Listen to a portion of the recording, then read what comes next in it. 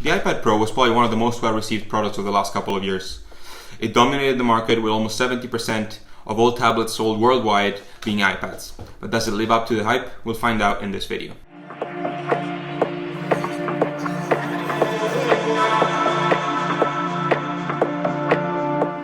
What's going on, everyone? I'm Gio and welcome to Gio's Tech Fuse, where we're all about helping you understand and keep up to date with the latest news, trends and devices from the world of tech. So if you too are passionate about tech and want to learn more about it, hit that subscribe button and click on the bell icon so you don't miss anything.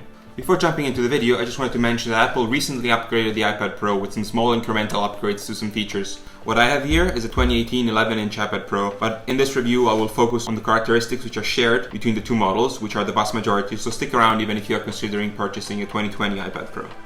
Apple has recently been pushing for the iPad Pro to be viewed as a laptop replacement. I personally don't think we're quite there yet, but I still think the iPad Pro is doing an outstanding job at being a tablet, so that's what I will focus on in this review.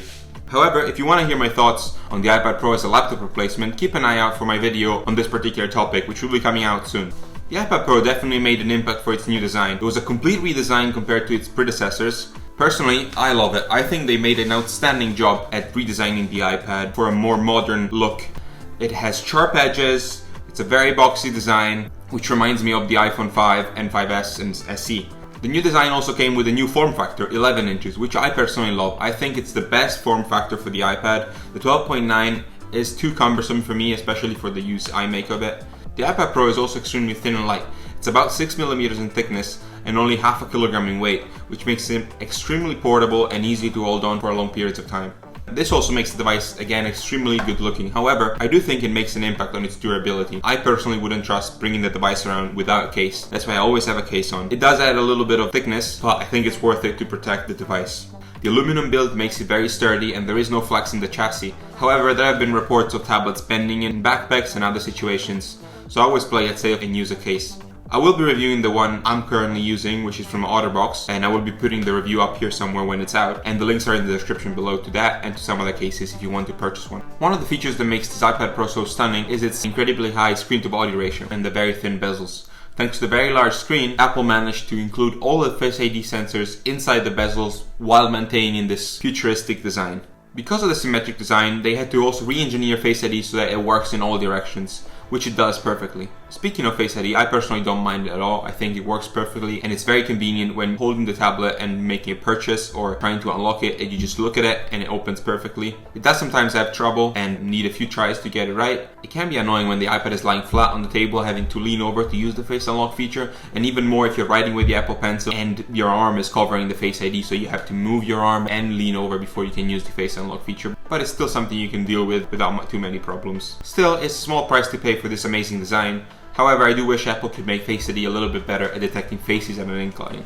The theme of symmetry in the design of the iPad Pro carries over in its speakers. Instead of one or two speakers like many other tablets have, the iPad Pro has 4 speakers located 2 on each side of the device, which makes them very hard to block. Like its very large speakers, the iPad Pro also has a very large camera bump. The camera is one of the features that was updated in the new 2020 version, which makes the camera bump even bigger. However, thanks to the large screen, the wobble of the iPad Pro on the surface is very minimal. Still, I wouldn't want to damage the camera. That's another reason why I use a case on my iPad.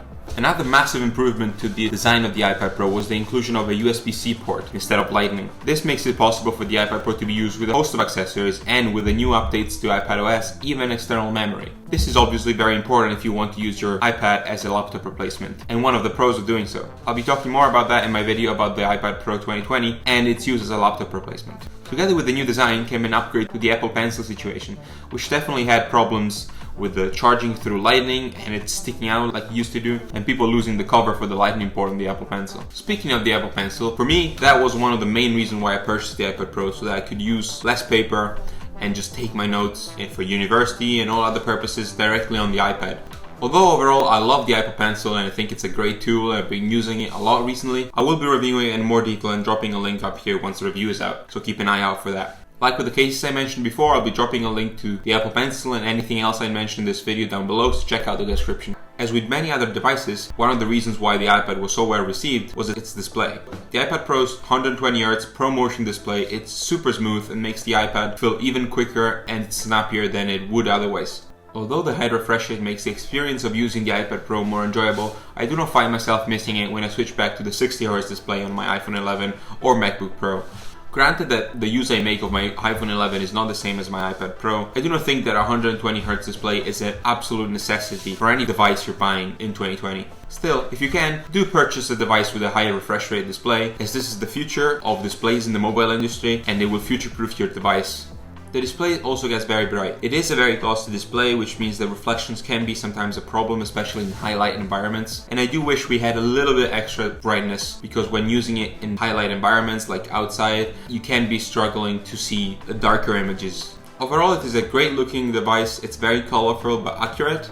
Because of the high refresh rate, the display still uses an LCD panel. However, it does use the Liquid Retina technology from Apple, which allows it to have these nice rounded corners. And although it doesn't have the blacks that distinguish OLED displays, it's still very contrasting and offers a very pleasurable viewing experience.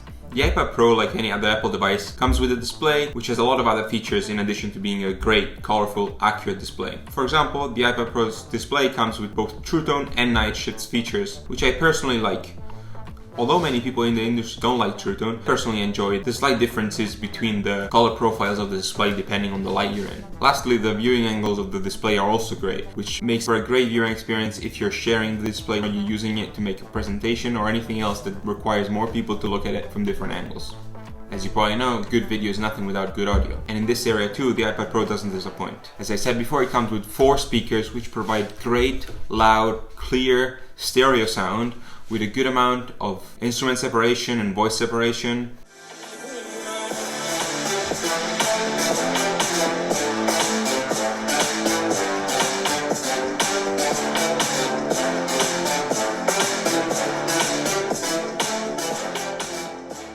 The volume of the speaker gets very loud. Personally, I never use it above 50%. Having that overhead is very useful if you're using it with multiple people or at a distance, or you even want to use it as a portable speaker if you want to fill a small room with some background music. The speaker's profile is flat enough that it's enjoyable to listen to music, but also voices in videos and podcasts. That's a problem that I often have with more music-oriented products like some headphones, where the bass might be enhanced and so it's hard to listen to voices.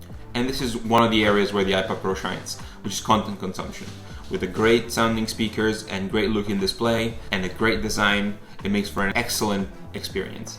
You might say that the iPad Pro is not actually bezel-less. It does have a small bezel around the whole screen, and this is true. However, I do think that this is a very good design move from Apple because it allows people to hold on to the iPad and use it without any accidental touches while maintaining that futuristic look. The design, display, and speakers all stay the same in the upgraded 2020 iPad. One of the few changes that were made was to the camera, which included a new very popular ultra-wide camera, like the ones we have on the iPhone 11 and 11 Pro. In addition to this, there is also a new LiDAR scanner, which is supposed to help with augmented reality.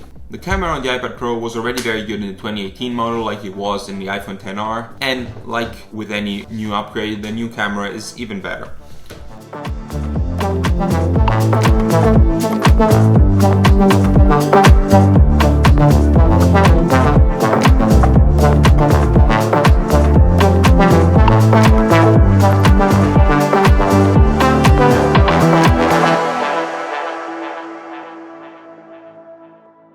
What's more important, however, was that with the iPad Pro in 2018, Apple included a 1080p FaceTime HD camera, which is a very welcome improvement, especially when all MacBooks carry 720p cameras.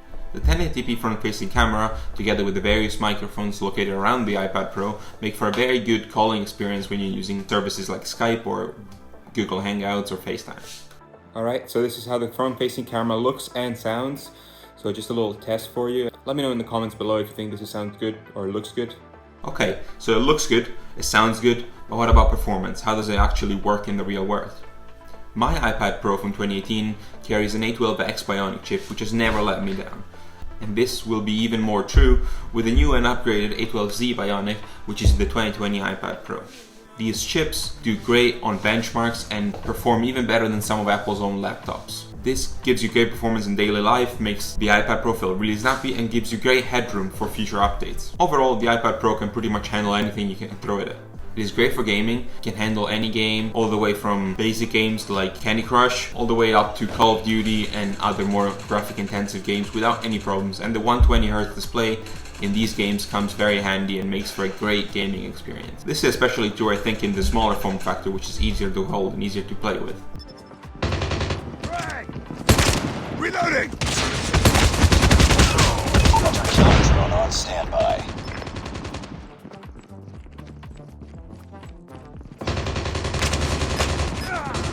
Friendly hunter-killer drone deployed.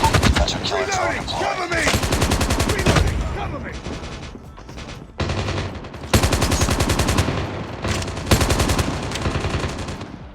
It easily handles all productivity tasks you can think of, from word processing, Excel, spreadsheets, and even drawing and note-taking through the Apple Pencil. And it even can go up to more intensive tasks like photo editing and video editing without any problems. This performance is supported by a great battery life. I consistently get 8 to 9 hours of screen on time when I use the whole battery. If you do keep it on all day and watch videos, take notes, and do other productivity tasks or entertainment tasks, you might have to plug it in at some point during the afternoon.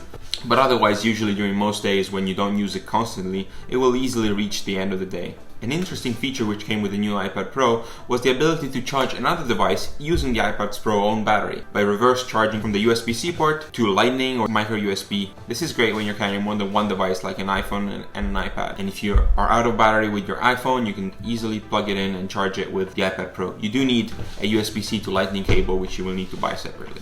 Really, the main reason why I think the iPad Pro cannot do what a laptop can do is that it lacks full desktop software support. You can do intensive tasks like video editing and photo editing on the iPad. However, programs like Adobe Premiere and Photoshop do not offer the full functionality on the iPad. There are alternatives like LumaFusion for video editing, but still you are lacking the ability to perform the same kind of workflow you would on a desktop computer, which I think would make it cumbersome to use it on a daily basis to do anything but basic productivity, emailing, web browsing, and some entertainment. Nonetheless, iPadOS has been a great improvement.